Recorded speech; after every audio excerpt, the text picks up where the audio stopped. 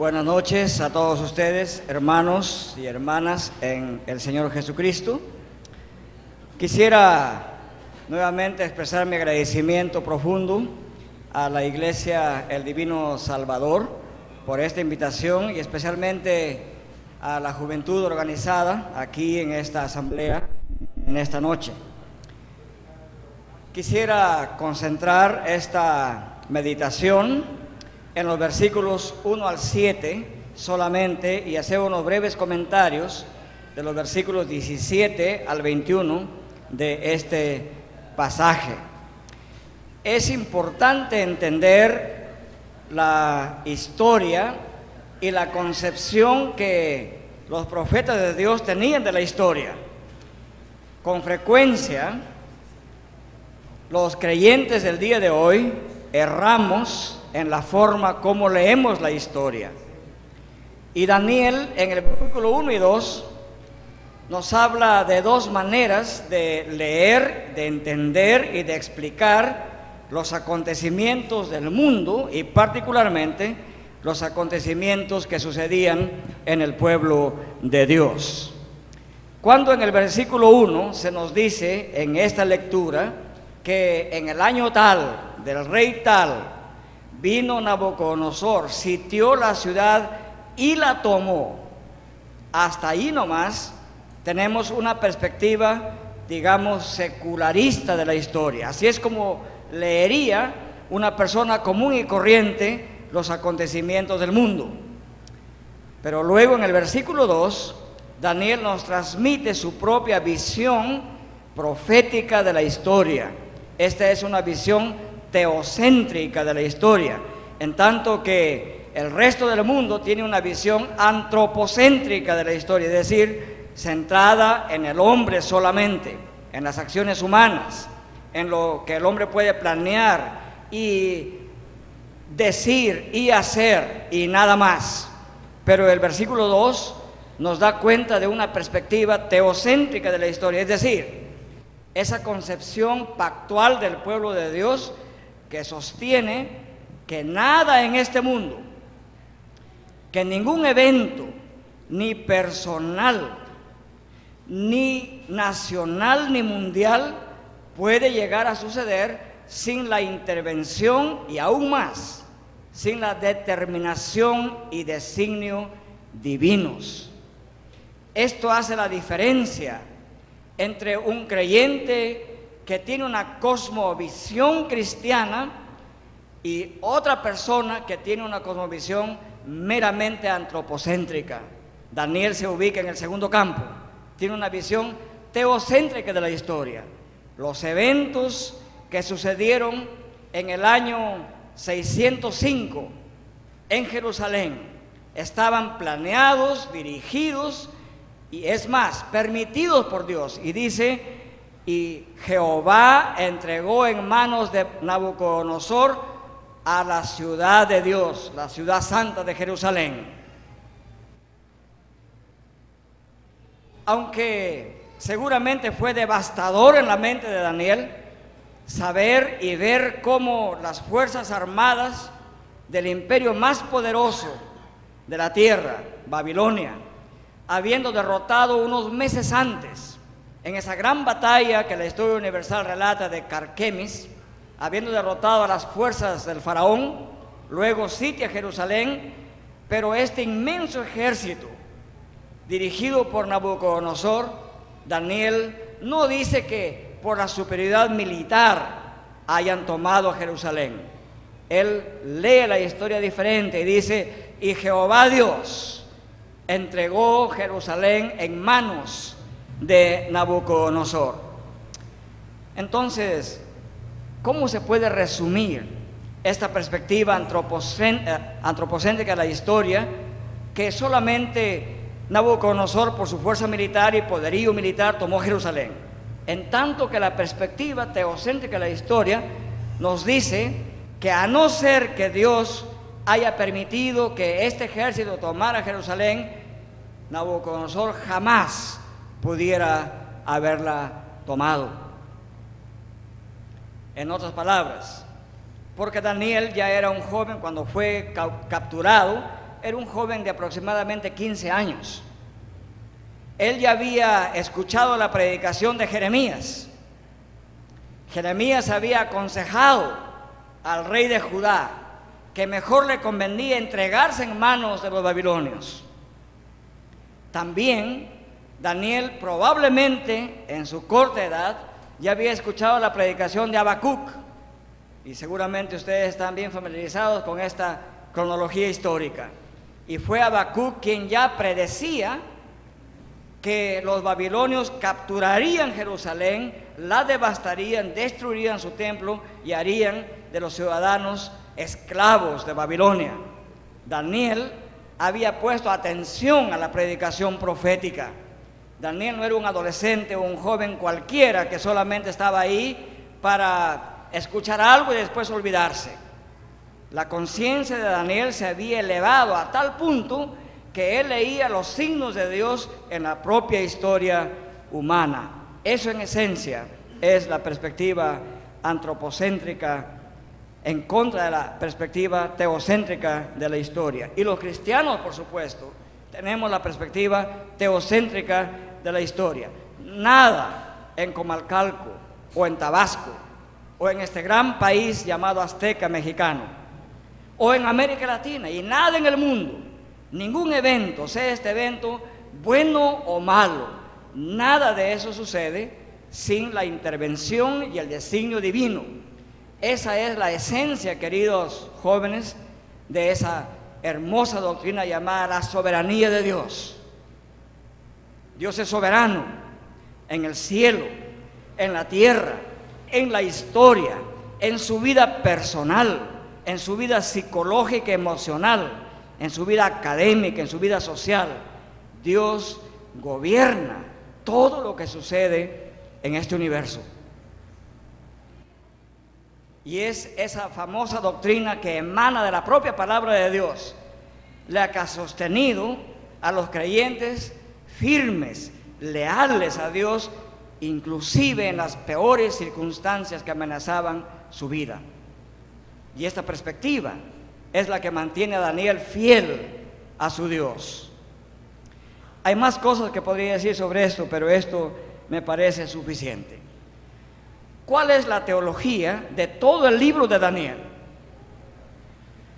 Cada evento que Daniel nos cuenta nos quiere enseñar principalmente dos cosas, y nos ayuda a resolver dos preguntas que los creyentes debiéramos hacernos constantemente para poder navegar bien en medio de esta sociedad que nos ha tocado vivir. Estas dos preguntas constituyen ese GPS teológico que nos permite dirigirnos en esta historia. La primera pregunta que quiere resolver cada evento contado por Daniel es la siguiente: ¿y es Dios realmente poderoso para poder librar a su pueblo de la muerte y amenaza inminente del imperio más poderoso del mundo?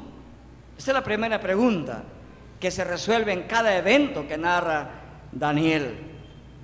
Y la segunda pregunta es la siguiente: ¿y puede un ser humano creyente en el Dios de la Biblia resistir los embates de los poderes más grandes de la tierra? Esas dos preguntas se resuelven en varios eventos que nos cuenta el libro de Daniel. Y ustedes pueden pasar revista histórica de memoria en este momento a Daniel. Esta segunda pregunta está resuelta Daniel en el foso de los leones. Los animales más poderosos y destructores del planeta están ahí hambrientos, con un profeta en medio de esos leones, y con una inmensa piedra cierran esa cueva para que no haya ninguna duda que ningún ser humano normal podría sobrevivir a esa prueba. Y la respuesta es clara: Daniel sobrevive a esa prueba. Estos tres amigos de Daniel son puestos en un horno 7 veces más caliente que lo normal. Y la pregunta es: ¿existirá un ser humano capaz de sobrevivir a este ataque tan terrible del dragón imperial? La respuesta visible en ese pasaje es sí, por supuesto. La gente cuya fe está enraizada en el Padre Celestial, el pueblo de Dios, fiel y leal, puede sobrevivir a cualquier prueba, incluso la muerte. Y la primera pregunta: ¿puede realmente Dios tener más poder que el emperador más grande de la tierra? La respuesta también es bien clara en la propia palabra de Dios.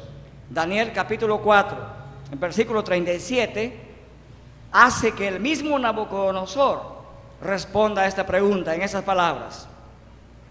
Dice Nabucodonosor, después de todo ese problema que pasó, se convierte en una especie de toro salvaje y asno salvaje, y le crecen plumas y escamas, y entonces luego Dios recupera su mente y puede decir así este emperador más poderoso del mundo: ahora yo, Nabucodonosor, alabo, engrandezco y glorifico al Rey del cielo, porque todas sus obras son verdaderas y sus caminos justos, y Él puede humillar a los que andan con soberbia.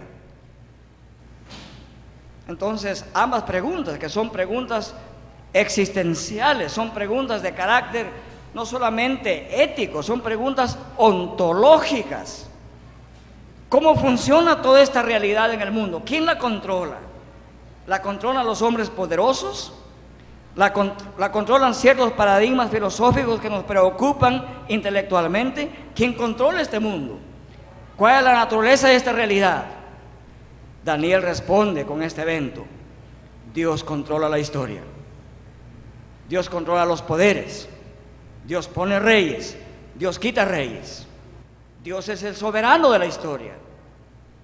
Y ustedes no podrían haber cantado ese primer himno si no creyeran esto. Y la iglesia cristiana no podría haber sobrevivido más de 2000 años a ataques políticos, militares, intelectuales, si la iglesia no creyera esto que Daniel, ustedes y yo creemos también el día de hoy. Eso es la teología de Daniel. De eso nos habla Daniel, de la soberanía de Dios en la historia, en la vida personal, en la vida social, en la política nacional, en la política estatal, en la política regional. Dios, que hizo este mundo, no lo ha dejado a la deriva. En su gran providencia y misericordia dirige también los destinos de este mundo. Y la iglesia de Cristo, ustedes, son las fuerzas armadas de Dios, intelectualmente, teológicamente, éticamente, para colaborar con Dios en los destinos de este mundo. Eso ha hecho posible que nuestros padres reformadores puedan crear escuelas cristianas, puedan crear coros cristianos, puedan crear ejércitos de maestros cristianos, de filósofos cristianos, de predicadores cristianos. Y Cristo le dijo a esa iglesia: ustedes son la sal y la luz de este mundo. La presencia suya da sentido, sanidad, salud, dirección a este mundo. La iglesia de Cristo es una iglesia bajo la soberanía de Dios y está aquí para ser testigo visible en todas las áreas de la vida. Esa es la teología de Daniel. Ahora voy a hablar de los versículos 1 al 7 y un pequeño comentario del versículo 17 al 21. En los versículos 1 hasta el 7 se nos cuenta lo siguiente. Como Daniel implícitamente plantea la pregunta: ¿y será verdad que Dios tiene un gran poder a tal punto que podría ser mayor que del mayor emperador del mundo? Es una pregunta implícita en todos los eventos que Daniel nos narra. Y entonces inmediatamente Daniel nos cuenta en los versículos 1 al 7 de los mecanismos que estaba usando el poder imperial para hacer babilónicos a los judíos, para, decimos, babilonizar a los hijos de Dios. Esa fue la estrategia total de Nabucodonosor. Quería que ellos sean ciudadanos de Babilonia. Quería que piensen como babilonios, que hablen como babilonios, e inclusive que sus nombres sean babilónicos. Esa era la estrategia general. Y para implementar esa estrategia general de convertir a los hijos de Dios en hijos de Babilonia, usó 4 mecanismos. Voy a hablar de ellos uno por uno. El primer mecanismo que está usando aquí se llama aislamiento. Ordena el rey que seleccionen, que aíslen a este grupito de 4 personas, de entre todos los de la ciudad de Dios, 4 con ciertas características, que tengan sabiduría, muy simpáticos, bien esbeltos, sin defecto físico. Seguramente nuestras hermanas estarían muy atentas si vieran a esos 4 jóvenes, tal cual son descritos aquí.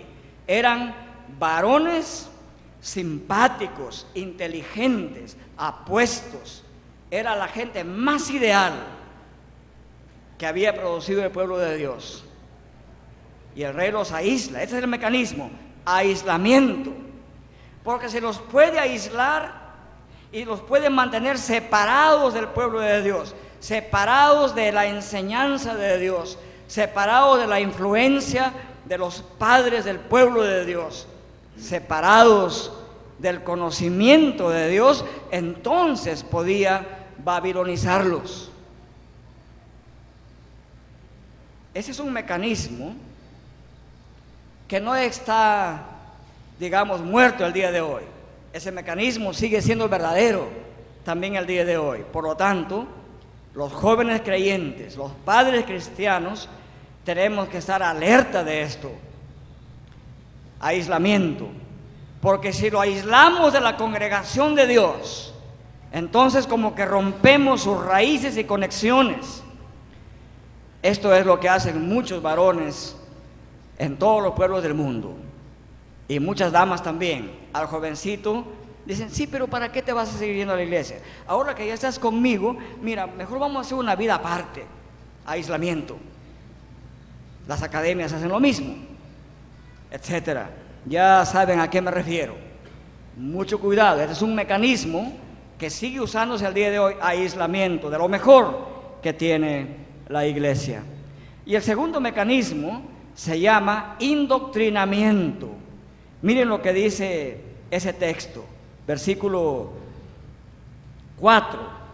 Y le mandó que les enseñara la escritura y la lengua de los caldeos. Indoctrinamiento.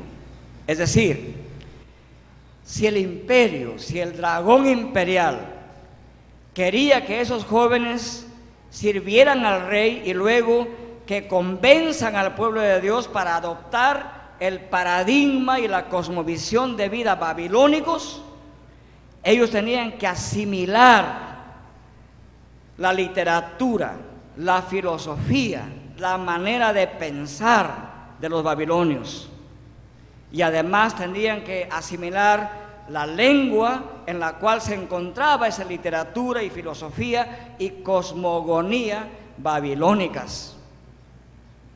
Indoctrinamiento es un mecanismo utilizado aún en el día de hoy, y sucede tanto en lo positivo como en lo negativo.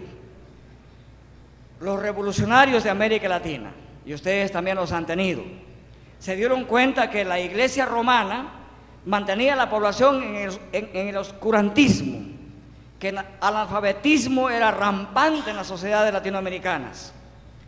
Y los revolucionarios se dieron cuenta que ahí había un problema, y entonces invitaron alfabetizadores y cargaron contra ciertos sectores de la iglesia romana por haber mantenido el pueblo en la ignorancia. no querían que aprendieran. En nuestro país hay un gran convento en el sur del país, en una gran ciudad llamada Arequipa. Si alguna vez ustedes visiten esa catedral llamada Santa Catalina. Ahí hay un viejo libro de las crónicas de ese tiempo. Y entonces, en ese libro se ha registrado un discurso de un sacerdote que en resumen decía así: nunca fue la voluntad de Dios que los indios o indígenas vayan a la escuela, porque el día que estos vayan a la escuela, los loros van a comer su maíz y los lobos van a comer sus ovejas. En otras palabras, era función y trabajo del indígena servir de siervo y esclavo al conquistador español. No querían la educación. Los indoctrinaron con otra ideología del servicio sin protesta. O sea, este mecanismo es válido en lo negativo, pero también es válido en lo positivo. Hoy en América Latina esto ha variado. Hoy la filosofía atea y el credo evolucionista ha permeado todas las ciencias, tanto naturales como sociales. No hay ningún niño y niña que pase por escuela primaria, secundaria y universidad que no haya sido indoctrinado con este paradigma evolucionista. Está presente en toda la literatura. Indoctrinamiento. De manera que, gracias a Dios, todavía en América Latina eso no es muy fuerte, pero en otros países muchos pastores dicen: oiga, pero que Dios haya creado todo lo que existe en 6 días, eso como que no me viene claro. Ya empieza dentro de las propias iglesias, y muchas de ellas están muriendo en Estados Unidos y en Europa, ya mucho profesor llamado cristiano se ha hecho evolucionista por defecto, porque han sido indoctrinados. Y el ateísmo está presente también en casi toda la literatura, inclusive en aquellas nuevas llamadas ciencias del siglo XXI, ciencias de la tierra y ciencias del cerebro. La propia neurociencia está plagada de ateísmo, y es que no hay ciencia neutral en nuestro planeta. No hay ninguna ciencia sin una filosofía general. Indoctrinamiento, escritura y lengua de los caldeos. Yo estoy siempre a favor de que nuestros hijos tienen que ir a las universidades, que nuestros pastores deben tener grados académicos cuando eso sea posible.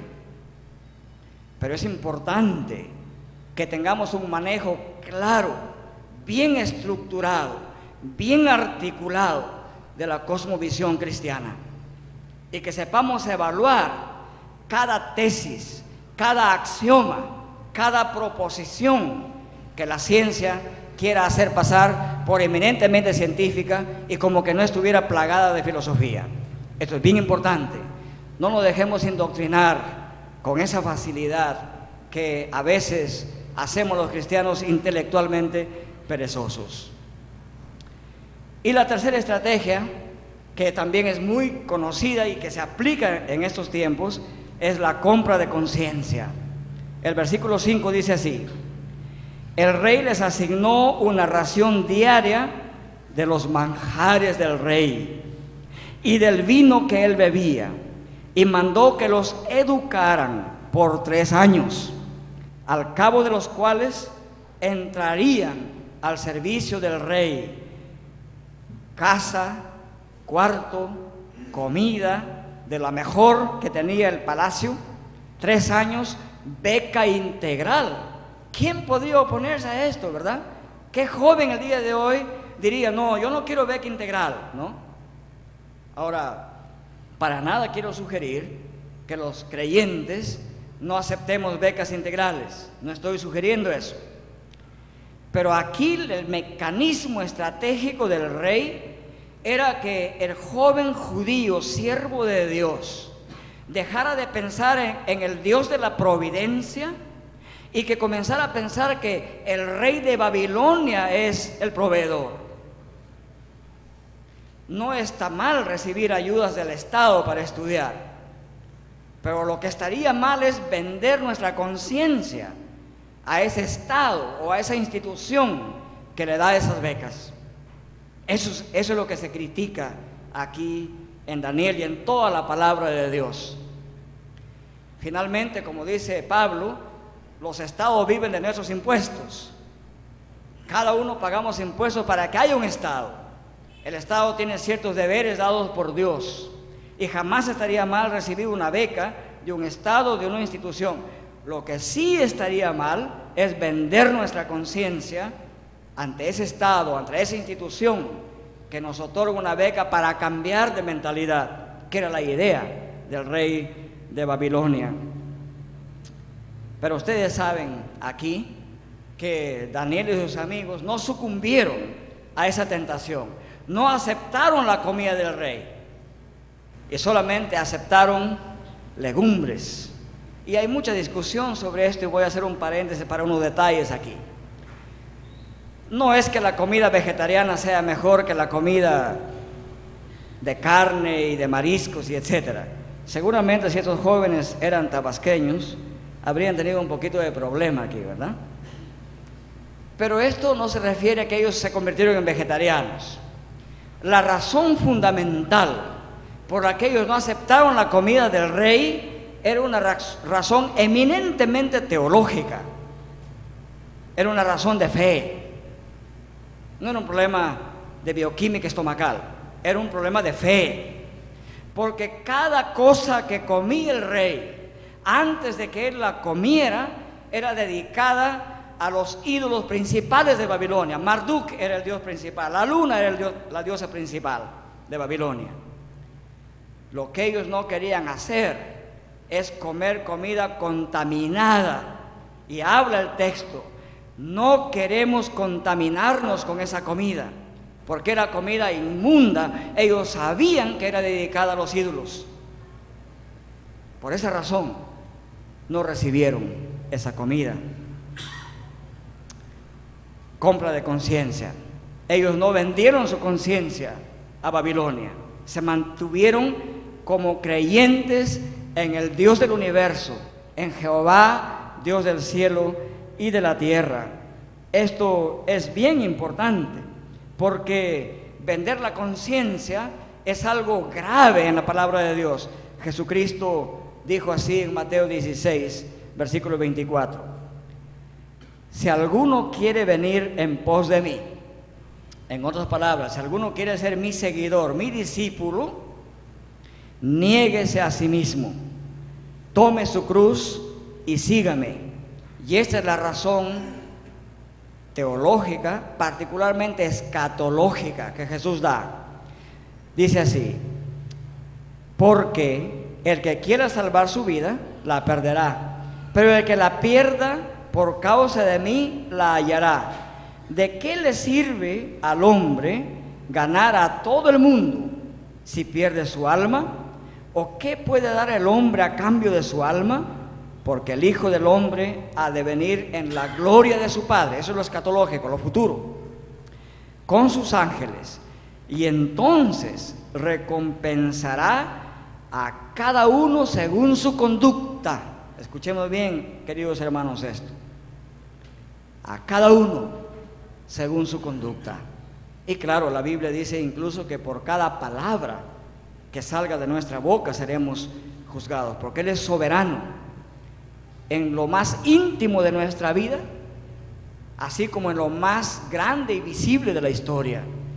No hay nada que escape de la mente, del ojo y de la evaluación de Dios. Usted y yo estamos siendo evaluados todo el tiempo, en público y en privado, por nuestro Creador y por nuestro Salvador Jesucristo. Y cuando Él venga, nos tomará cuenta a cada uno según su comportamiento, según su conducta, en público o en privado. Nada quedará oculto para nuestro Señor Jesucristo. Y el cuarto mecanismo se llama cambio de identidad. Cambio de identidad.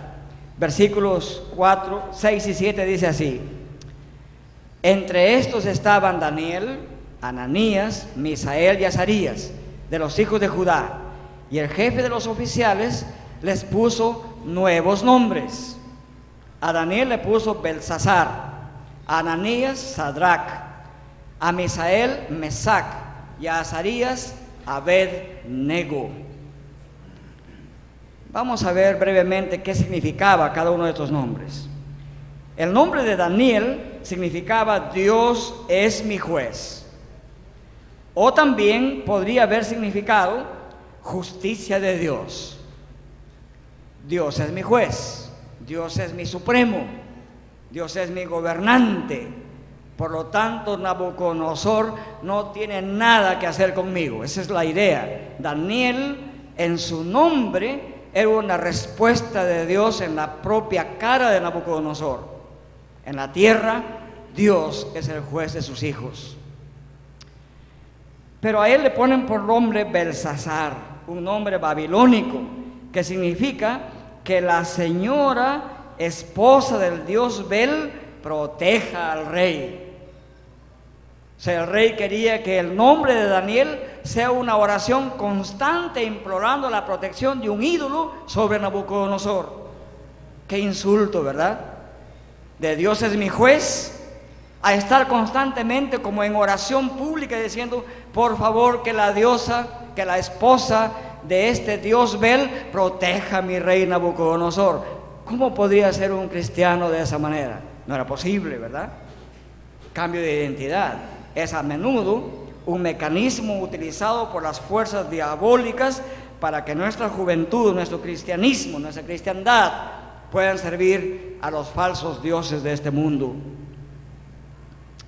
El nombre de Ananías proviene del hebreo, significa Jehová es piadoso.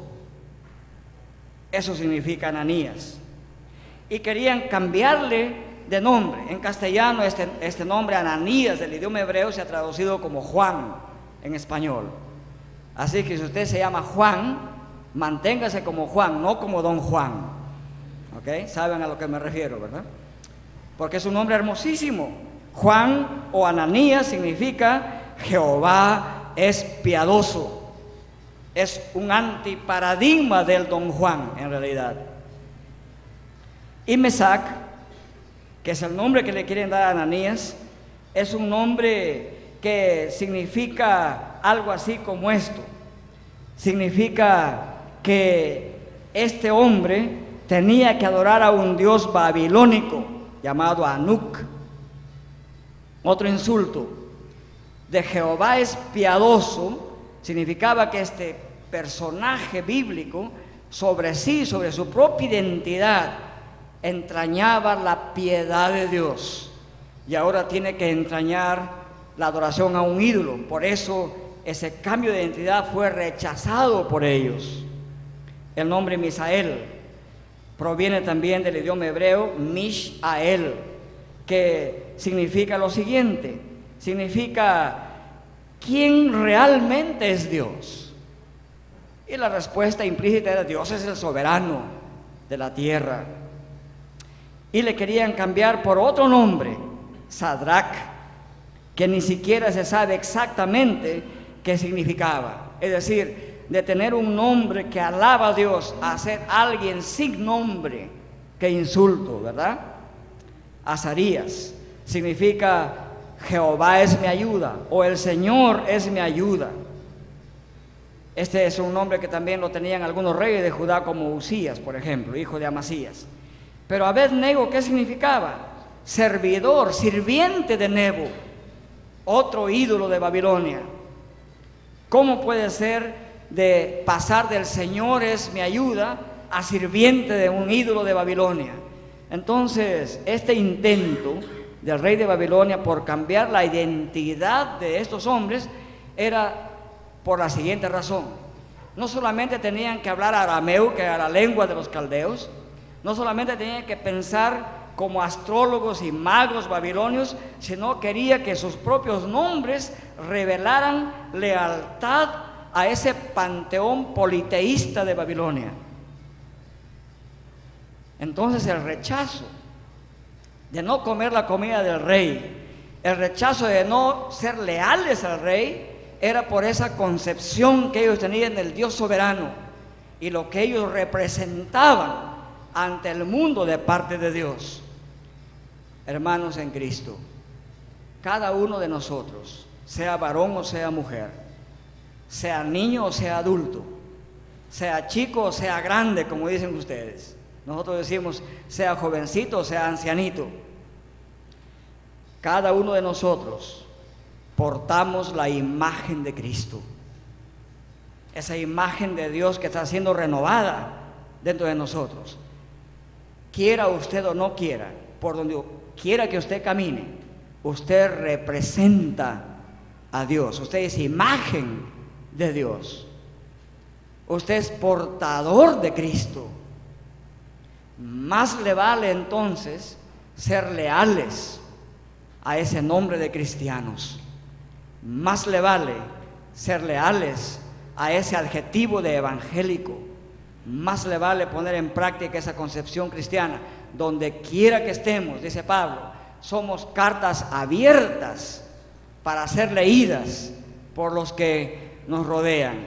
No vaya a pensar en algún momento que lo que usted hace en privado o en la tenebrosidad de la noche o a solas o a oscuras, no cree usted que es algo que no está siendo evaluado por Dios.